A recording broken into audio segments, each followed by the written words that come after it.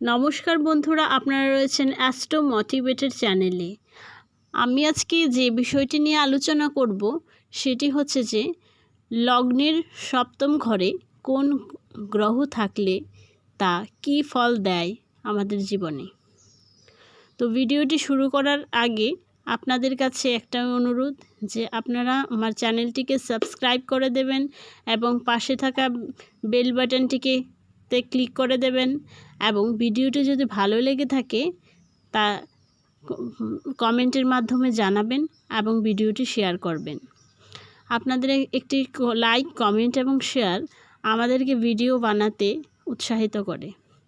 তো আমি আপনাদের কাছে আরেকটা অনুরোধ করছি যে আপনারা আজকে যে বিষয়টি নিয়ে আলোচনা করব সেটি খুব গুরুত্বপূর্ণ বিষয় হতে চলেছে, তাই ভিডিওটিকে স্কিপ করবেন না, পুরোটা ভিডিও ধৈর্য সহকারে দেখবেন। তো চলুন কথা না বাড়িয়ে শুরু করা যাক আজকের আলোচনা।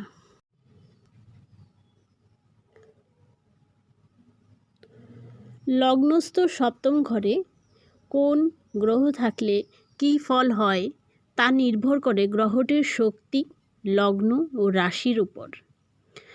গ্রহটি কোন রাশিতে বসে রয়েছে এবং আপনার কি লগ্ন তার উপর নির্ভর করে।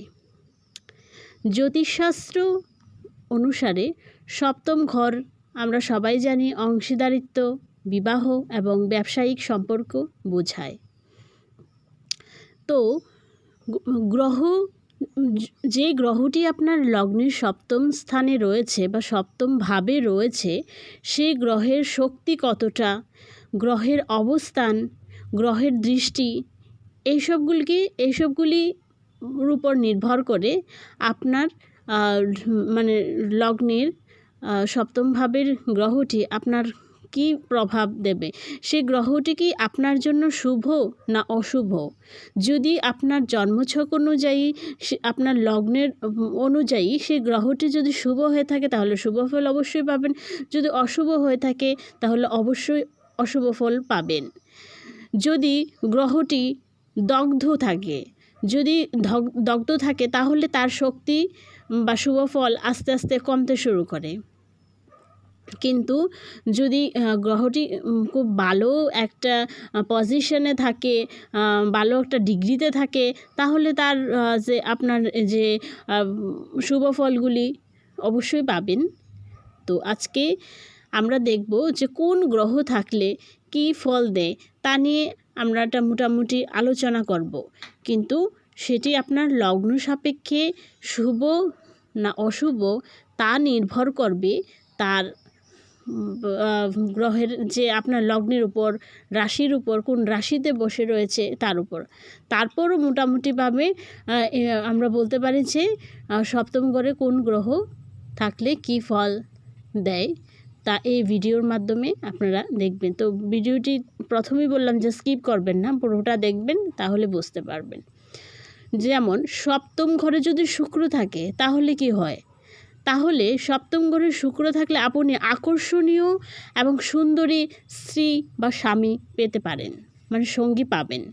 বিবাহিত জীবনে আর্থিক ও সামাজিক উন্নতি হবে, বিবাহের পর, সেটা বিবাহিত জীবনে বা বিবাহ থেকে পেতে পারেন, আর্থিক মুনাফা পেতে পারেন, সেটা শুক্র থাকলে হয়। সপ্তম ঘরে যদি মঙ্গল থাকে তাহলে কি হয়। সপ্তম ঘরে মঙ্গল আমরা সবাই জানি যে মাঙ্গলিক যুগের সৃষ্টি করে, মাঙ্গলিক যে দোষ সেই দোষের সৃষ্টি করে। তবে তা যদি সেই মাঙ্গলিক দোষটাকে যদি কাটানো যায়, আমরা যদি কাটাতে পারি, বা গ্রহ যদি মঙ্গল যদি খুব শুভ হয়ে থাকে বা ততটা যদি মাঙ্গলিক দোষের সৃষ্টি না করে থাকে, তাহলে আপনি জীবনে এর যদি পজিটিভ যদি প্রভাবগুলি আমরা দেখতে যাই, যদি প্রভাব পড়ে, তাহলে আপনার জীবনে সপ্তমে মঙ্গল থাকা সত্ত্বেও আপনি খুব সামাজিক ক্ষেত্রে খুব সম্মান পাবেন, সুখী হবেন, আপনি আমার ম্যারিড লাইফ খুব ভালো যাবে। রোচক যুগে এটি আপনাকে সুখী, ধনী ও ভাগ্যবান করে তোলে। সপ্তমে মঙ্গল এটি করে থাকে। এবার আসছি, সপ্তমে যদি রবি থাকে বা সূর্য থাকে তাহলে কি হয়। যদি রবি গ্রহ সপ্তমে থাকে তাহলে সেই ব্যক্তির বিবাহিত জীবনে নানান রকম প্রভাব পড়ে থাকে। সেটি ভালো দিকও দেখায়, আবার খারাপ দিকগুলিকেও দেখায়। তবে এক্ষেত্রে রবি সাধারণত খারাপ কিছু তৈরি করে না। সেক্ষেত্রেও আপনি খুব লাইফ পার্টনার দেখতে খুব সুন্দর হবে, তার মধ্যে খুব মানে শক্তিশালী বা ক্ষমতাবান হবে, সে খুব আধ্যাত্মিক প্রকৃতির হতে পারে যদি রবি থাকে আপনার সপ্তম ভাবে। এবার আসছি সপ্তম ভাবে চন্দ্র থাকলে কি হয়। চন্দ্র যদি সপ্তম ঘরে থাকে তাহলে সেই ব্যক্তি তার স্ত্রীর প্রতি খুব যত্নশীল হন, তবে এটি মানসিক অস্থিরতা সৃষ্টি করতে পারে। চন্দ্র আমরা সবাই জানি যে মনের কারক গ্রহ, তাই চন্দ্র থাকলে এটি হয়ে থাকে।